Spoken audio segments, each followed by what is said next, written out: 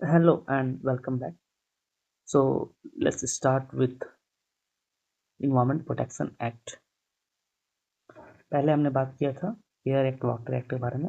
अब हम चलते हैं जो अम्ब्रेला एक्ट भी इसको बोलते हैं, इन्वायरमेंट प्रोटेक्शन एक्ट 1986। ठीक, इसको देखते हैं ये क्यों लाया गया और इससे क्या क्या हुआ, इसमें क्या क्या चीज़ें हुई। ठीक है, पूरे डिटेल में देखेंगे। इसको अम्ब्रेला एक्ट भी बोलते हैं। इसके कैटलिस्ट क्या था? भोपाल गैस ट्रेजिडी हुई 1984 में, जो कि बहुत ही अनफॉर्चुनेट था। ठीक है, उस उस ट्रेजिडी में क्या हुई कि बहुत सारे लोग की जानें चली गई। ठीक है, लेकिन उसमें जो कल्प्रिट्स थे या उससे रिलेटेड चीज़ें थी, उसके रिगार्डिंग हमारे पास कोई लॉज नहीं थे। ठीक है, उस तरह के। उसके कारण क्या हुआ कि बहुत सारी चीज़ें ऐसी हुई जिसके कारण बहुत सारे लोग को सजा नहीं दी पाई, या फिर कोई कम्प्रहेंसिव फ्रेमवर्क नहीं था जिसके कारण कि इसके अंडर में कि हम किसी फैक्ट्रीज को या चीज़ों को अलाउ कर सकें काम करने को नहीं करने में।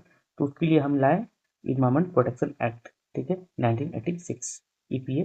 ठीक है, तो EPA design to provide comprehensive framework. और गैप जो थे एग्जिस्टिंग लॉ में, ठीक है, वो लाया गया कि सब जगह एक सब चीज़ों को एक जगह लाया जा सके। ठीक है, तो ये single most powerful environmental law है। ठीक है, granting the central government body broad authority to regulate all forms of pollution and environmental hazards. ठीक है, और इसमें जो इन्वायरमेंट है वो इंक्लूड करता है water, air, land, inter relationship between them, human beings को भी या अदर लिविंग क्रिएचर्स को भी, प्लांट्स या प्रॉपर्टी सबको इंक्लूड करता है। इसके फाउंडेशन ऑफ फॉर की रूल्स, इसमें क्या क्या इसके अंडर में बहुत से जैसे जो वेस्ट मैनेजमेंट के थे, सॉलिड, प्लास्टिक, बायो मेडिकल, ई वेस्ट, हजार्डस रूल्स, ये सब भी इसके अंडर ही बने हैं। तो इसको हम देखेंगे नेक्स्ट लेक्चर्स में। और ये इन्वायरमेंट इम्पैक्ट असेसमेंट भी इसी के अंडर में है, सीआरजेड भी, कोस्टल रेगुलेशन जोन भी इसके अंडर में। ठीक है, इसमें सेंट्रल गवर्नमेंट को मिला पावर, एक्सपेंसिव पावर की binding standard for quality of air, water, soil, restrict कर सकते हैं इंडस्ट्रियल ऑपरेशंस को स्पेसिफिक एरियाज में, lay down procedures for handling hazardous substance.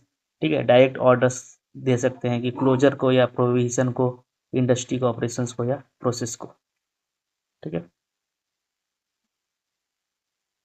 तो इसमें आ गया कोर ऑब्जेक्टिव क्या था? प्रोटेक्ट करना, इंप्रूव करना इन्वायरमेंटल क्वालिटी को। ठीक है, पॉल्यूशन को कंट्रोल करना, प्रिवेंट करना, अबेट करना। ठीक है, सेफ गार्ड करना ह्यूमन बींग्स को, दूसरे भी जो लिविंग क्रिएचर्स हैं उनको, प्लांट्स को, प्रॉपर्टी को।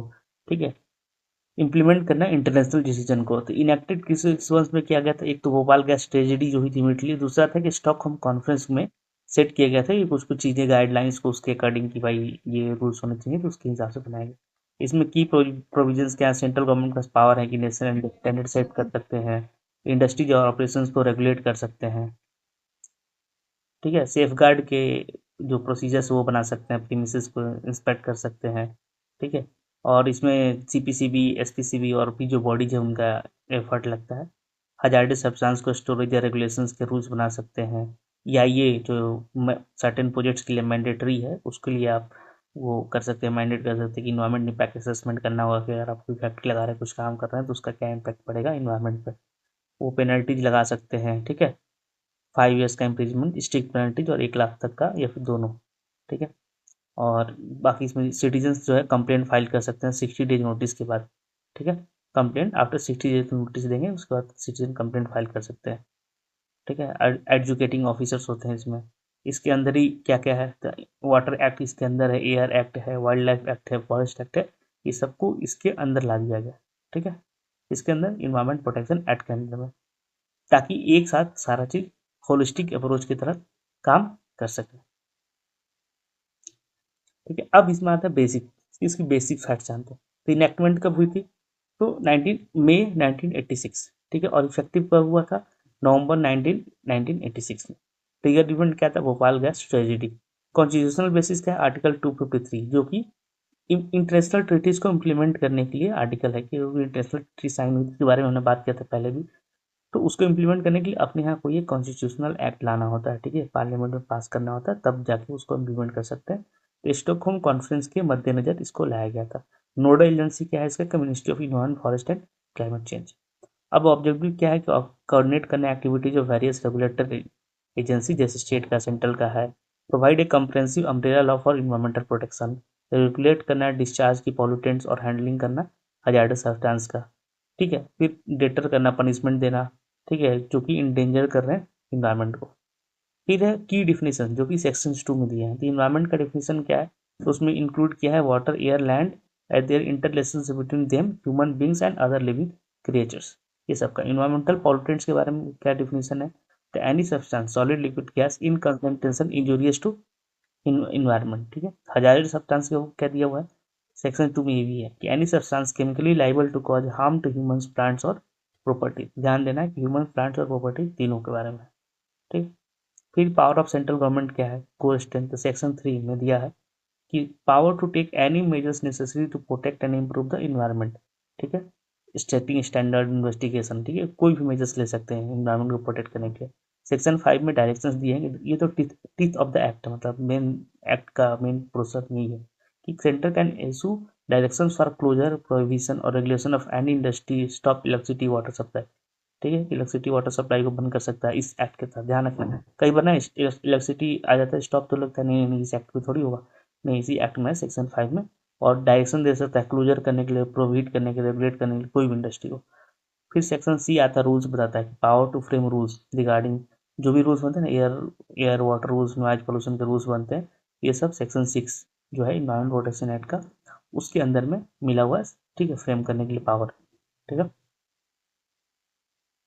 फिर है लाइबिलिटीज और कंप्लायंस, तो सेक्शन 7 है जो कि डिस्चार्ज लिमिट को तय करता है कि कोई भी इंडस्ट्री, मतलब जो प्रेस्क्राइब स्टैंडर्ड है उसके ऊपर पॉल्यूटेंट्स को इमिट नहीं कर सकता। फिर सेक्शन 8 है हजार्डस सब्सटेंस का, कि person handling hazardous substance must follow safe procedural safeguards. फिर सेक्शन 9 एक्सीडेंट का, कि एक्सीडेंट हो जाता है डिस्चार्ज के समय, तो person responsible must mitigate the damage and inform authorities immediately. फिर सेक्शन 11 है इंट्री और इंस्पेक्शन का। ठीक है, अथॉरिटीज को राइट है इंटर करना किसी प्रेमाइस में। ठीक है, reasonable time to inspect equipment, test compliance या सीज करना एविडेंस को। फिर सेक्शन 11 है सैम्पलिंग से रिलेटेड के ले सकते हैं उनके पास। फिर है कॉग्नाइजेंस ऑफ ऑफेंस। ठीक है, कॉग्निजेंस कैसे लेंगे, तो court can take cognizance of an offence if complaint is made by central government या अथॉराइज्ड अथॉरिटी द्वारा, या फिर कोई भी सिटीजन द्वारा, कि 60 डेज का notice to central government of their intention to sue, कि पहले भाई बोले भाई इसके खिलाफ कंप्लेंट करना है। ठीक है, 60 डेज के और कोई उसमें, उसके बाद वो फिर आप कंप्लेंट आपका रेज हो जाएगा। फिर है पेनल्टी जो कि सेक्शन 15 में दी हुई है। तो 2023 अमेंडमेंट के पहले था 5 साल का और 1 लाख का या बहुत। 2023 के बाद जन विश्वास एक्ट आया, तो उसके बाद क्या हो गया, कुछ कुछ चीज़ें डिक्रिमिनलाइज करके दी गई, जैसे imprisonment remove for initial technical defaults के कारण जो छोटे मोटे थे उसको हटा दिया गया। फाइन को कर दिया गया 1 लाख से 15 लाख तक। ठीक है, वो एडजुकेटिंग ऑफिसर डिसाइड करेगा। Imprisonment only applicable if violators fails to pay the penalty. ठीक है, अप टू 3 years और डबल द पेनल्टी। ठीक है, तो ये चेंजेस आए हैं जन विश्वास एक्ट के बाद से। अब इसको अम्ब्रेला लेजिस्लेशन क्यों कहते हैं, तो environment protection act empowers the government to create specific rule for specific sectors.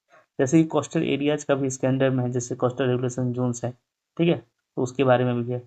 उसका वेस्ट मैनेजमेंट के जितने हजार्डस वेस्ट मैनेजमेंट है, ई वेस्ट है, या प्लास्टिक वेस्ट मैनेजमेंट रूल्स है, solid waste management rule, biomedical waste management rules है, ये सब इसके अंडर ही बने हुए हैं। फिर इंडस्ट्रियल क्लियरेंस के लिए जो EIA चाहिए वो भी इसके अंडर ही बनता है। फिर सेंसिटिव एरिया, जैसे इको सेंसिटिव जोन जो डिक्लेयर होते हैं नेशनल पार्क सेंचुरीज के आसपास वाले, उसको वो भी इसके अंडर ही होता है। इसी कारण से इसको अम्ब्रेला लेजिस्लेशन भी कहा जाता है। ठीक है, ये सब हम पढ़ेंगे। ठीक है, वेस्ट मैनेजमेंट का एक ही वीडियो में पूरा बना लेंगे सारे रूल्स। ठीक है, CRZ पे करके से करके कर लेंगे। तो यहाँ पे वही सेम चीज़ को मैंने टेबल में छोटा सा सिंप्लीफाई करके लिख दिया है। ठीक है, रिवीजन में ये हेल्प करेगा। ठीक है, भोपाल गैस ट्रेजिडी होता है, उसके बाद इसके अंदर जो भी आते हैं हम रिलेट करके होते हैं, क्योंकि हमने गाना सेक्शन 3 में पास किया है कि इशू डायरेक्शन के स्ट्रिक्ट ऑपरेशन है, इमरजेंसी मेजर्स ले सकते हैं।